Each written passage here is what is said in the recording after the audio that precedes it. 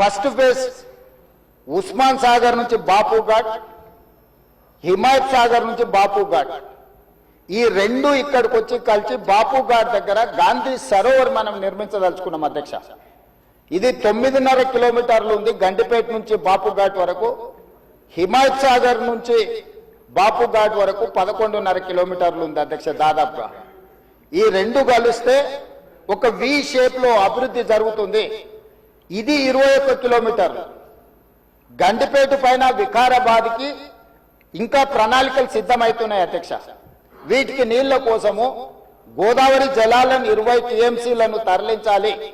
20 టీఎంసీలు తీసుకొచ్చి 15 టీఎంసీలు హైదరాబాద్ నగర దాహార్తిని తీర్చాలి. 5 టీఎంసీలు గండిపేటలో వదిలి శాశ్వతంగా ఈ నీటి సమస్యను పరిష్కరించాలి అని చెప్పి రోజు ప్రణాళికలు సిద్ధం చేయడమే కాకుండా 7,000 కోట్ల రూపాయలతోని గోదావరి నదీ జలాలను ఈ రోజు తరలించుకొచ్చి మూసీ నది, ఈసీ నదిలో వదిలి ఈ రోజు 3 నదుల యొక్క సంగమం చేసి ఈ రోజు అభివృద్ధి కార్యక్రమాన్ని ముందుకు తీసుకెళ్లాలని పనులు ప్రారంభించిన అధ్యక్ష. నాకు తెలిసి గోదావరి నదీ జలాలు రాబోయే 2 సంవత్సరాల లోపలనే మనము గండిపేటకు నీళ్లు తరలించుకొని వస్తాం అధ్యక్ష. ఈ రోజు ఇప్పుడు ప్రాజెక్టు ప్రిపేర్ అయింది.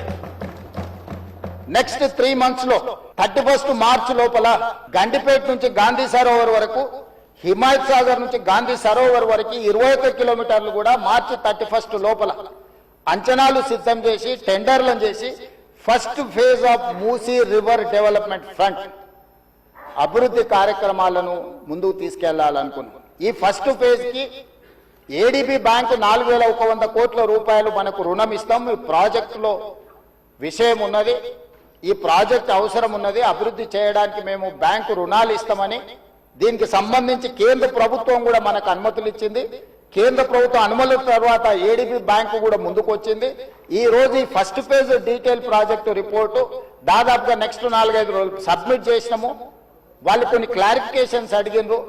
ఆ క్లారిఫికేషన్స్ నివృత్తి చేస్తే సంక్రాంతి లోపల ఫస్ట్ ఫేజ్ ఆఫ్ ప్రాజెక్ట్ కూడా మనకు క్లారిటీ వస్తుంది అధ్యక్ష. క్లారిటీ వచ్చిన తర్వాత ఎగ్జాక్ట్ గా ఎంత జరుగుద్దో, దీని అంచనాలు ఏంది, నీళ్లు ఏంది, ఏ విధంగా చెక్ డ్యాంలు కడతాము, ఏ విధంగా నీళ్లు తీసుకొస్తాము,